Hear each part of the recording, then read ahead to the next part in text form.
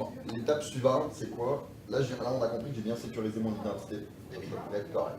Donc là, la prochaine étape, c'est quoi? C'est le device. Le device et les applications. Comment je vais m'assurer de sécuriser ça? Donc ça, c'est le produit qu'on appelle Intune, dont vous avez sûrement entendu parler. Je dirais que pour être bien franc, là, de toute la gamme que je vous montre là, c'est peut-être le produit qui est le moins mature. C'est un produit sur lequel il y a énormément d'investissements en ce moment. On a des concurrents qui sont plus matures que nous sur le marché. Si j'en cite deux, c'est AirWatch puis Mobile Iron par exemple. Mais on est en train de gagner énormément de distance sur eux. Et la tendance actuellement, on est quasiment, dans les 3 derniers mois, je crois, nous on a 4500 clients, pendant que AirWatch et nos concurrents, on avait à peu près 1500. La tendance est vraiment, ça part sur OMS. Et ce produit-là, il est vraiment en partance. Donc lui, qu'est-ce qu'il va permettre de faire? Comme tout bon MDM, Mobile Device Management, il va permettre d'enrôler le device, d'aller pousser des certificats, pousser des profils VPN, pousser un certain nombre d'informations, des applications sur ce device-là, et puis de gérer un petit peu la compliance de ce device. Donc ça, c'est des choses un petit peu traditionnelles.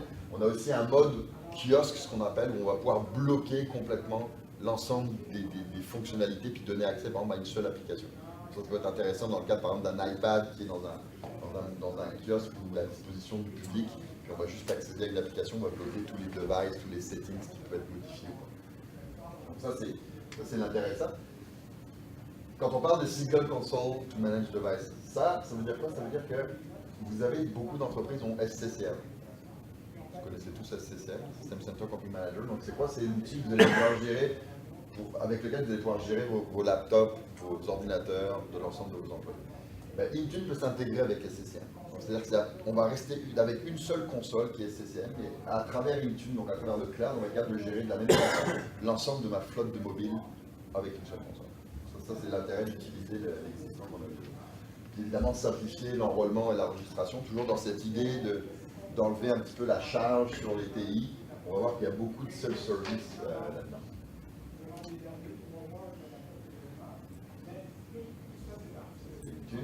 Donc la partie vraiment intéressante et très différenciatrice, c'est ce qu'on appelle le MAM, Mobile Application Management. Pourquoi? Parce que dans un scénario qui est de plus en plus fréquent du BYOD, Bring Your Own Device, donc les personnes veulent travailler sur leur propre device, ils ne veulent pas l'enrôler. D'accord? Je ne veux pas que moi, éventuellement même que les TI Microsoft soient capables de gérer ou d'enrôler mon téléphone. Je ne sais pas à quoi ils ont accès exactement, c'est mon téléphone. Par contre, quand j'accède à de l'information, si je veux quand même travailler dessus, il faut que ce soit sécuritaire. Donc ça, ce qu'on appelle la gestion des applications, elle va s'appliquer sur les suites Office 365 pour l'instant. Il y a un SDK, une API, ce qu'on appelle Intune Wrapping, qui permet à des applications que vous développeriez vous-même d'intégrer cette capacité MAM. Qu'est-ce qu'elle va permettre, elle, sur un device? C'est de ségréguer les données corporatives des données personnelles dans une même application. Donc, c'est-à-dire que je vais installer, par exemple, j'utilise Excel pour gérer mes finances personnelles, puis en même temps, j'accède aux fichiers de paye ou à de l'information confidentielle ou sensible de l'information de la compagnie. Donc là, je vais pouvoir, par exemple, copier-coller une cellule, mais je vais être incapable de la coller dans une application qui n'est pas gérée sur mon device. Par exemple, je la prends d'Excel, j'essaie de la coller dans mon Notes d'Apple, je ne suis pas capable. Pareil dans un mail, je ne vais pas être capable d'aller copier-coller de l'information d'un spreadsheet Excel dans un compte mail qui serait personnel. L'autre intérêt, c'est que je vais pouvoir aussi obliger la personne à sauvegarder ses fichiers corporatifs dans l'espace que j'ai géré. C'est-à-dire que si quelqu'un prend son fichier qu'il a reçu sur son iPhone, par exemple, il veut essayer de le sauvegarder dans Dropbox, on va lui refuser, puis on va l'obliger d'aller dans OneDrive for Business qui est géré par l'équipe. L'autre scénario, évidemment, qui est important, c'est la partie du selective wipe. Dans le cas où je me fais voler mon device, ou que la personne est remerciée éventuellement de l'entreprise, je vais être capable à distance de supprimer uniquement ses données corporatives, mais de lui laisser l'intégralité de ses données personnelles. Donc ça évite de faire un wipe complet du téléphone, surtout quand c'est celui que la personne prend. Puis ça, on est la seule solution à proposer ça, évidemment, par rapport à l'intégration des connaissances.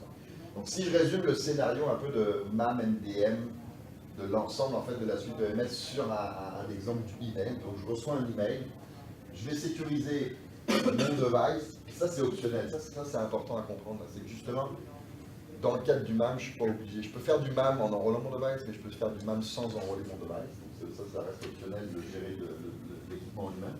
Je vais avoir sécurisé l'identité, je vais sécuriser l'application aussi, puis je vais sécuriser au final, au plus granulaire, la donnée. Pourquoi? Parce que demain, je me fais voler mon device, je veux faire un wipe. Si le device n'est pas connecté à Internet, je ne peux pas le wiper. Quoi qu'il arrive, la personne va être capable, si elle l'a volé de façon malicieuse, si elle ne la connecte pas à Internet, d'accéder aux données et à l'information. Donc si on veut éviter ce scénario, ultimement, on va aller sécuriser la donnée. Et sécuriser la donnée, ça veut dire que la sécurité doit suivre la donnée, peu importe où elle se trouve. Ça, c'est la dernière partie de ma suite EMS. Vous êtes peut-être familiers tous avec ce qu'on appelle ADRMS, c'est Right Management Services, qui est on-premises. Là, on vient avec une solution qui est dans le cloud. Donc ADRMS prenait beaucoup de ressources, beaucoup d'infrastructures à installer, c'est compliqué. Là, on n'a plus rien à installer. On va arriver avec des scénarios très simples pour sécuriser les fichiers. On va vous faire des démos, ça va être plus parlant. Mais l'idée, c'est ça, c'est que je vais encrypter mon fichier, soit at rest, c'est-à-dire quand il est disposé sur un répertoire, sur mon ordinateur, soit je vais faire ce qu'on appelle du share and protect, c'est-à-dire je veux partager mon fichier avec une autre organisation, avec des collègues, avec un groupe de travail, mais je veux lui appliquer des restrictions au niveau de l'accès et de qu'est-ce que je peux en faire. Alors, par exemple, je veux dire, ce fichier-là, je veux juste qu'on puisse le voir, mais je ne veux pas qu'on puisse ni modifier, ni l'imprimer, ni le forwarder à personne. Je ne veux pas qu'on puisse faire une capture d'écran de ce fichier-là. Donc là, je vais pouvoir aller granulaire dans l'ensemble de ces fonctionnalités-là. Ce qui est intéressant, c'est qu'évidemment, cette noix, cette nutshell de protection de ton fichier va le suivre peu importe où il est. Que je le prenne, je le mets sur une clé USB, je le mets à la maison, sur un serveur, je vais toujours avoir cette noix. Puis la clé pour déverrouiller ça, c'est l'identité. Donc je vais devoir m'authentifier pour accéder à ce fichier-là. Puis en m'authentifiant, je vais savoir à quel groupe j'appartiens, donc quel type de droit j'ai sur ce fichier. Donc si on part, ici on va avoir, évidemment c'est n'importe quel type de fichier. Je ne parle pas juste d'Office 365, ça peut être des PDF. Des fichiers vidéo, des images, peu importe. On peut prendre toutes les applications là-dedans. On peut ajouter évidemment avec un SDK également là-dessus. L'intérêt aussi, c'est qu'on a ce qu'on appelle du FCI, c'est un espèce de, on va parler ça comme un automate qui va être capable de faire ça en batch sur des serveurs. Donc je vais déployer sur un serveur cet automate-là, puis lui, il va être capable d'aller prendre des répertoires au complet, d'aller prendre des drives au complet, puis d'aller les encrypter en masse. Donc ça évite de faire ça à la main, forcément. Surtout quand on a un héritage qui est existant d'un certain nombre de fichiers. Il y a une fonction là-dedans qui va permettre d'aller crawler un petit peu le contenu. Alors, je peux définir avec PowerShell certains mots-clés, certains triggers qui vont encrypter le fichier avec un certain niveau de confidentialité. Donc si je dis par exemple, à chaque fois que j'ai quelque chose qui ressemble à un numéro d'assurance sociale, qui ressemble à un numéro de carte de crédit, automatiquement je vais scanner mes drives, puis ça va les encrypter en High Business Impact par exemple, qui est le format le plus sensible. Donc là on va juste être en View Only par exemple pour tout le monde. Est-ce que c'est un peu clair cette notion? Donc ça c'est le CI. On va être capable de se quantifier évidemment pour les users internes et pour les users externes pour essayer d'accéder au fichier. Et puis après, l'intérêt aussi c'est que l'auteur en fait, du fichier, lui il va avoir accès à une interface dans le cloud où il va pouvoir suivre qu'est-ce qui se passe avec son fichier. Donc il va avoir comme une espèce de timeline très visuelle où il va voir, là il y a quelqu'un qui a essayé d'ouvrir de tel endroit, qui a essayé d'accéder 5 fois là, puis là il a donné 4 fois le mauvais mot de passe. Quelqu'un à qui je n'ai pas donné accès a essayé d'accéder à mon fichier. Ce que je vais pouvoir faire aussi sur mon fichier, c'est mettre une time bomb. Donc, je veux dire, mon fichier il peut être ouvert que pendant 30 jours, après 30 jours il est expiré, personne ne peut y avoir accès. Je peux révoquer à distance mes accès. Je dis, dans ce fichier, je ne veux plus que cette personne-là ait accès, je vais révoquer à distance. Puis ça va quand même continuer à auditer les tentatives d'accès. Ça peut être intéressant dans l'idée où je me suis trompé, je ne voulais pas finalement révoquer, où j'avais mis une time bomb, puis là, il fallait quand même que ça ait accès. Je vois qu'il y a quelqu'un qui a essayé d'accéder 3 fois, je vais redonner l'accès éventuellement. J'ai une question à propos de scan du fichier. Est-ce que c'est obligatoire d'avoir une stratégie de BNP au parallèle pour avoir scanner ça ou c'est dépendant? C'est sûr que tu as deux niveaux là-dedans. Je te dirais que dans un projet de data protection, ça va être la gouvernance qui va être ta première étape, ton premier pilier. Donc, c'est-à-dire définir tes règles. Tu vas avoir un outil dans lequel tu vas définir tes scripts, tes règles. Comment dire ça? Je pense que Azure RMS, tel qu'il est là, n'est pas forcément pour l'instant le meilleur outil pour faire ça, c'est-à-dire faire cette automatisation. C'est pour ça que l'an dernier, on a acheté une compagnie encore israélienne qui s'appelle Secure Island, qui elle était spécialisée uniquement dans une chose, la classification intelligente des données.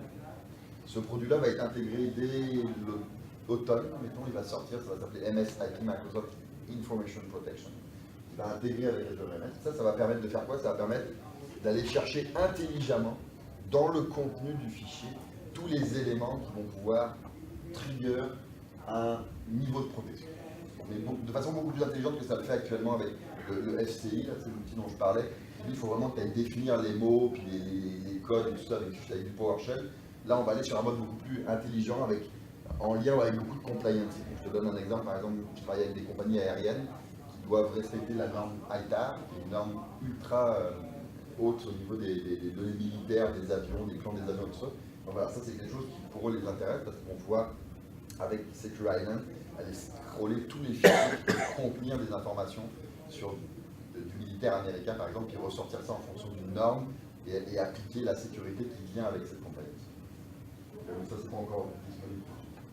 Et il faut juste ajouter qu'il y a l'outil de File Service Resource Manager qui déjà commence à vous donner un niveau pas mal avancé de cette classification, avec lequel vous pouvez, basé sur les attributs qui viennent d'AD, classifier les fichiers eux-mêmes. Dire que c'est high impact ou non, ça appartient à quel département, à quelle compagnie, de sorte que ça se classifie de façon automatique.